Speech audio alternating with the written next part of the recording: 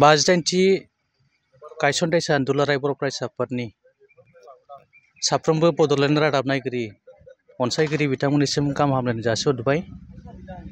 कुसुगाव दख'रा दुलाराय बर' फरायसा आफादनि मोनसे दालाइसा सा कुसुगाव दालाइसा दुलाराय बर' फरायसा आफाद बेवहाय 59 बोसोरनि उनाव दिनै बे दालाइसाया गावनिनो थाग्रा मावखुलि बे जारिमिनारि समाव दिनै सा ओनसोलनि रायजो राजानि मदद आरो जोंनि बिटिआर सरकारनि सासे इएम उकिल मोसाहारि सार बिथांनि मददजों बेवहाय मोनसे मावखुलि बाव गायसननाय जादों।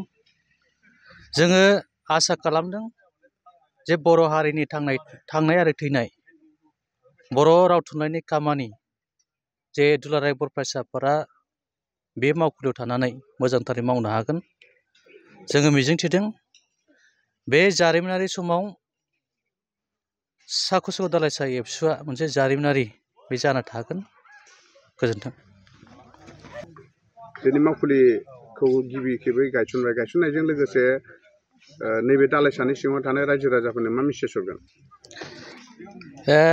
जों बेखौनो फोरमायनांगोन सा कुसुगाव दालाइसा